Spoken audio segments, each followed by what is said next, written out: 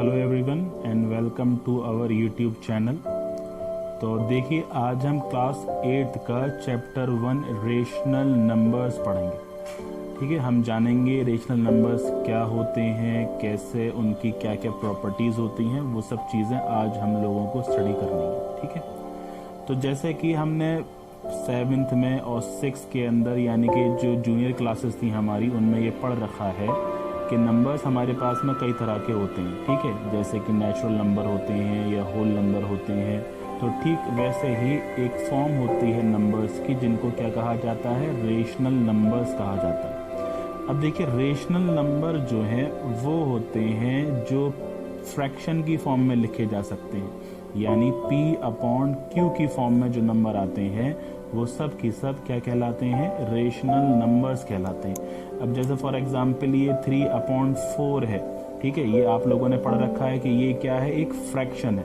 इस फ्रैक्शन के अंदर 3 क्या है, न्यूमरेटर है, 4 क्या है, डिनोमिनेटर है। तो ये जो नंबर्स 3/4 हमने यहाँ पे जो लिखा है ये P/Q की फॉर्म में यानी कि फ्रैक्शन की फॉर्म में है। ठीक है, तो इसी को क्या कहा जाएगा, रेशनल नंबर कहा जाएगा। ठीक है, तो वो सारे नंबर जो इस फॉर्म में रिप्रेजेंट किए जा सकते हैं वो सब की सब क्या कहलाएंगे, रेशनल नंबर्स कहलाएंगे। ठीक है, जैसे 3/4 है या 2/5 है या 6/7 है या 1/3 है, ये सब क्या है, रेशनल नंबर्स हैं। अब इसमें एक कंडीशन होती है, वो कंडीशन ये है कि जो डिनोमिनेटर होता है वो कभी भी 0 नहीं हो सकता।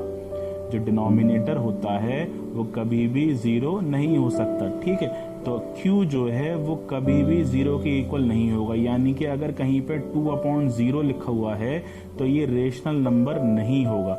अगर कहीं पर 4/0 लिखा है तो ये भी रेशनल नंबर नहीं होगा। अब खास बात एक और है, वो ये है कि जो P है यानी कि जो न्यूमरेटर है वो 0 अगर है तो वो रेशनल नंबर ही माना जाएगा। अब जैसे फॉर एग्जाम्पल अगर मैं लिख दूं 0/1 लिख दूं तो ये एक रेशनल नंबर है। अगर मैं 0/2 लिख दूं तो ये एक रेशनल नंबर है। तो आपको ये ध्यान रखना है कि रेशनल नंबर्स वो होते हैं जो P/Q की फॉर्म में आते हैं, यानी कि फ्रैक्शंस की फॉर्म में जो नंबर लिखे जा सकते हैं वो सब की सब क्या होते हैं, रेशनल नंबर होते हैं। कंडीशन क्या है रेशनल नंबर होने की, कि जो डिनोमिनेटर है वो 0 नहीं हो सकता, न्यूमरेटर 0 हो सकता है। दूसरी चीज ये कि अब जैसे कि मान लीजिए अगर लिखा हुआ है जैसे 7 लिखा हुआ है, ठीक है, तो क्या ये रेशनल नंबर माना जाएगा? बिल्कुल माना जाएगा। कैसे माना जाएगा? इस 7 को हम 7/1 भी तो लिख सकते हैं, क्योंकि इसका मतलब यही तो हुआ कि 7 को 1 से डिवाइड कर रहे हैं। फ्रैक्शन में हमने पिछले साल ये पढ़ा था कि न्यूमरेटर को डिनोमिनेटर से डिवाइड करते हैं, न्यूमरेटर को डिनोमिनेटर से डिवाइड करते हैं। तो जब 7 को 1 से डिवाइड कराएंगे तो 7 ही आएगा। तो 7 लिखा जाए या 7/1 लिखा जाए, दोनों एक ही बात है। तो यानी कि ये जो 7 है ये एक रेशनल नंबर है, यानी कि अगर कोई नंबर लिखा हुआ है जिसमें सिर्फ न्यूमरेटर है तो उसमें डिनोमिनेटर 1 माना जा सकता है। अगर कोई नंबर लिखा हुआ है जिसमें सिर्फ न्यूमरेटर शो हो रहा है तो उसमें 1 डिनोमिनेटर मानकर उसको हम रेशनल नंबर ही मानेंगे। जैसे फॉर एग्जांपल अगर 15 लिखा हुआ है तो अगर आपसे पूछा जाए कि ये रेशनल नंबर है या नहीं, बिल्कुल है, क्योंकि 15 को हम 15/1 लिख सकते हैं।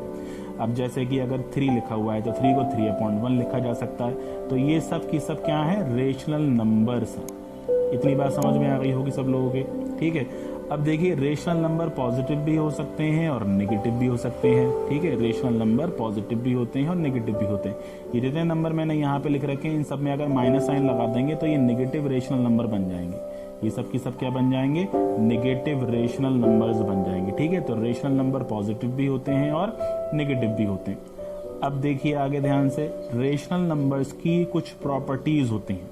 रेशनल नंबर की कुछ प्रॉपर्टीज होती हैं। ठीक है, जिसमें पहली प्रॉपर्टी है, ठीक है, इनकी प्रॉपर्टीज क्या है। जब आप लोग ये वीडियो देखें तो कॉपी पेन लेके हाथ में रखिएगा ताकि जो आपको नोट करना हो वो आप नोट कर सकें। ठीक है, ये इंपॉर्टेंट चैप्टर है, आगे भी काम आएगा। ठीक है, तो प्रॉपर्टीज क्या क्या है, तो इसकी जो पहली प्रॉपर्टी है वो है क्लोजर प्रॉपर्टी।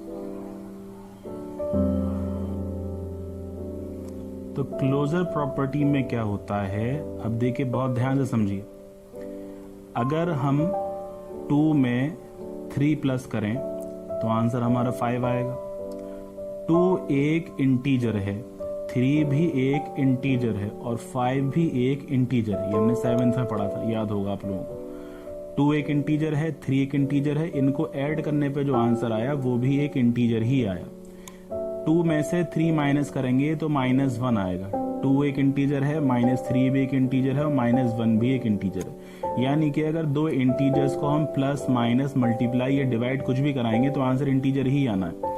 ठीक है, अगर दो इंटीजर्स को हम प्लस माइनस कराते हैं तो आंसर हमारा क्या आएगा, इंटीजर ही आएगा। तो ठीक वैसे ही अगर दो रेशनल नंबर्स को हम, जैसे कि अगर 2/3 में 3/4 हमें प्लस करना हो, या अगर माइनस करना हो, या मल्टीप्लाई करना हो, या डिवाइड करना हो, तो आंसर हमारा क्या आएगा, एक रेशनल नंबर ही आएगा। ठीक है, तो क्लोजर प्रॉपर्टी क्या कहती है कि अगर दो रेशनल नंबर्स को हम मल्टीप्लाई, माइनस, प्लस या divide, plus minus multiply divide, चारों ऑपरेशन में कोई सा भी ऑपरेशन अगर हम करेंगे तो आंसर क्या आएगा, हमारा रेशनल नंबर ही आएगा। क्लियर हो गई बात। ठीक है, क्लोजर प्रॉपर्टी का मतलब क्या है कि अगर दो रेशनल नंबर्स को प्लस माइनस मल्टीप्लाई या डिवाइड करते हैं तो आंसर रेशनल नंबर ही आना।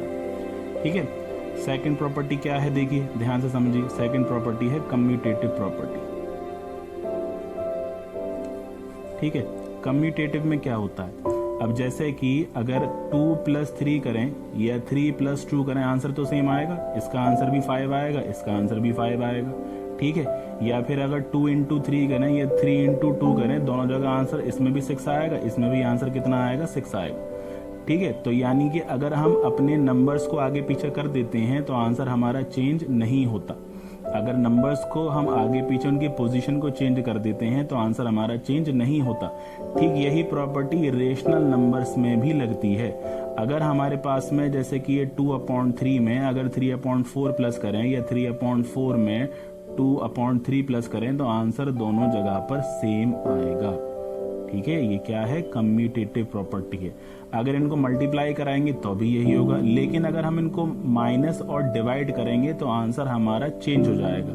जैसे फॉर एग्जांपल यहाँ पर अब जैसे फॉर एग्जांपल ये था 2 + 3, या फिर इसको ही समझिए, ये 2 + 3 जो है वो क्या देगा, हमें 5 देगा। ठीक है, लेकिन अगर हम 2 - 3 और 3 - 2 करते हैं तो इन दोनों का आंसर सेम नहीं आएगा। इसका आंसर क्या आएगा, -1, इसका आंसर क्या आएगा, +1। तो ये दोनों इक्वल नहीं हुए। लेकिन अगर यहाँ प्लस का साइन होता तो दोनों जगह 5 आ जाता। बात समझ में आ रही है। तो कम्यूटेटिव प्रॉपर्टी सिर्फ एडिशन और मल्टीप्लिकेशन में अप्लाई होती है, सब्ट्रैक्शन में और डिवीजन में कम्यूटेटिव प्रॉपर्टी नहीं लगती। ठीक है, फिर इसके बाद में थर्ड प्रॉपर्टी क्या है, थर्ड प्रॉपर्टी है एसोसिएटिव प्रॉपर्टी। ठीक है, तो एसोसिएटिव प्रॉपर्टी में क्या होता है कि अगर हमारे पास में दो टर्म्स हैं, जैसे कि A और ये B + C, या फिर हम इसको ऐसे लिख लें कि पहले A और C को ऐड कर दें फिर उसके आंसर में B प्लस कर दें, तो आंसर हमारा चेंज नहीं होता। जैसे फॉर एग्जाम्पल अगर हम लिखें 2/3 और यहाँ पे लिखें हम 5/4 + 1/2, और यहाँ पर हम लिखें जैसे कि 2/3 1/2 और फिर उसके आंसर में 5/4 प्लस करें, तो इनका दोनों जगह पर आंसर सेम आएगा। ये वाला लेफ्ट हैंड साइड और ये राइट हैंड साइड, दोनों का आंसर सेम आएगा। ये क्या है, एसोसिएटिव प्रॉपर्टी है। आपको एक फर्क समझना है कि एसोसिएटिव प्रॉपर्टी तब लगती है जब 3 रेशनल नंबर्स होते हैं, A, B, C, और कम्यूटेटिव प्रॉपर्टी कब लगती है जब सिर्फ 2 नंबर होते हैं। ठीक है, ठीक है, इसको ऐसे भी रिप्रेजेंट कर सकते हैं कि ये A/B लिख दिया और ये लिख दिया हमने C/D। ठीक है, यहाँ पे C/D पहले लिख दिया और फिर यहाँ पर A/B लिख दिया, तो दोनों जगह पे जो आंसर होगा वो सेम रहेगा। यहाँ पर इसको ABC के साथ साथ हम ऐसे भी लिख सकते हैं कि A/B लिख लें और प्लस ये C/D लिख लिया और एक लिख लिया हमने E/F, और यहाँ पर इसी तरह से हमने ले लिया, पहले हम कुछ भी ले सकते हैं, उससे कोई आंसर में चेंज नहीं आने वाला। अगर हम एक A/B ले लें और फिर यहाँ पे E/F ले लें और C/D को अलग कर दें तो आंसर हमारा सेम रहेगा। ठीक है, ये क्या है, एसोसिएटिव प्रॉपर्टी। फिर उसके बाद में फोर्थ क्या है, एडिटिव आइडेंटिटी। एडिटिव आइडेंटिटी, अब एडिटिव आइडेंटिटी का मतलब ये होता है कि अगर हमें कोई रेशनल नंबर दे रखा है, जैसे फॉर एग्जांपल मान लीजिए 10/11 दे रखा है, इसमें क्या ऐड करें कि आंसर हमारा 0 आ जाए।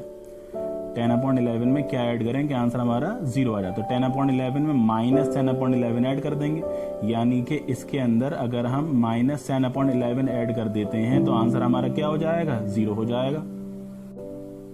तो आंसर क्या हो जाएगा हमारा 0, क्योंकि ये प्लस का 10/11 माइनस का 10/11, तो प्लस वाले से माइनस वाला कैंसिल होकर क्या आ जाएगा, 0 आ जाएगा। अगर मान लीजिए कि -3/5 का एडिटिव इनवर्स पूछा जाएगा तो वो क्या हो जाएगा, प्लस का 3/5, यानी कि पॉजिटिव वाले का एडिटिव इनवर्स नेगेटिव होता है और नेगेटिव वाले का एडिटिव इनवर्स पॉजिटिव होता है। तो एडिटिव इनवर्स में सिर्फ हमें इतना करना होता है कि जो भी रेशनल नंबर है उसका हमें साइन चेंज कर देना है, पॉजिटिव वाले का नेगेटिव और नेगेटिव वाले का पॉजिटिव। ठीक है, अब आगे समझिए ध्यान से। फिफ्थ वाली प्रॉपर्टी क्या है? फिफ्थ वाली प्रॉपर्टी है मल्टीप्लिकेटिव इनवर्स। ठीक है, तो मल्टीप्लिकेटिव इनवर्स के अंदर अब जैसे कि 3/5 का मल्टीप्लिकेटिव इनवर्स चाहिए, तो मल्टीप्लिकेटिव इनवर्स का मतलब सिर्फ इतना होता है कि जो नंबर दे रखा है उसका रेसिप्रोकल करना है। जो नंबर दे रखा है उसका क्या कर देना है, रेसिप्रोकल। तो 3/5 का रेसिप्रोकल क्या हो जाएगा, 5/3। पहचानेंगे कैसे कि सही है या नहीं, इन दोनों को मल्टीप्लाई कराएंगे, मल्टीप्लाई करने पर ये 1 आना चाहिए। तो देखिए 5 से 5 कैंसिल हो जाएगा, 3 से 3 कैंसिल हो जाएगा, क्या आ गया 1। तो यानी कि 3/5 का मल्टीप्लिकेटिव इनवर्स क्या हो गया, 5/3 हो गया। अब जैसे कि मान लीजिए आपसे पूछा जाए 2 होल 1/6 का मल्टीप्लिकेटिव इनवर्स पता करना है, तो पहले तो इसको मिक्स फ्रैक्शन से एक फ्रैक्शन में चेंज करेंगे हम। तो ये कितना हो जाएगा, 2 × 6 12 और 1 13/6। तो इसका मल्टीप्लिकेटिव इनवर्स क्या हो जाएगा, 6/13। 13/6 का क्या हो जाएगा, 6/13। 6 से 6 कैंसिल होगा, 13 से 13 कैंसिल होगा, 1 हो जाएगा। अगर आपसे पूछा जाए कि 5 का मल्टीप्लिकेटिव इनवर्स क्या होगा, तो जैसा हमने शुरू में पढ़ा था कि 5 को हम 5/1 लिख सकते हैं, तो 5/1 का मल्टीप्लिकेटिव इनवर्स क्या हो जाएगा, 1/5। ये सॉल्व करेंगे तो 5 से 5 कैंसिल हो जाएगा, 1 आ जाएगा। इतनी बात समझ में आ गई होगी सब लोगों की। ठीक है, फिर इसके बाद में जो लास्ट प्रॉपर्टी है वो है डिस्ट्रीब्यूटिव प्रॉपर्टी। ठीक है, तो डिस्ट्रीब्यूट का मतलब क्या होता है, बांटना। डिस्ट्रीब्यूट का मतलब क्या होता है, किसी चीज को लोगों में बांट देना।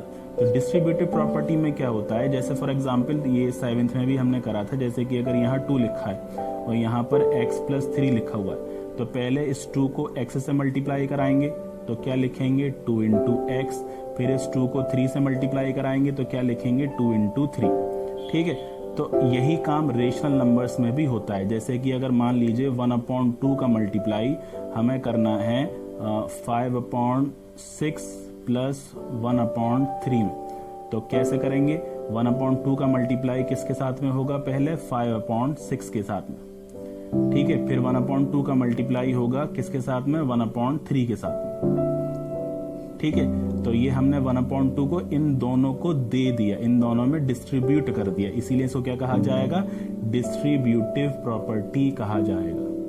ठीक है, अब रेशनल नंबर्स को हम नंबर लाइन पे भी शो कर सकते हैं, उनके बीच में डिफरेंट टाइप के रेशनल नंबर्स भी फाइंड कर सकते हैं। ठीक है, तो ये हमारी इंट्रोडक्टरी वीडियो है चैप्टर 1 की, रेशनल नंबर्स की।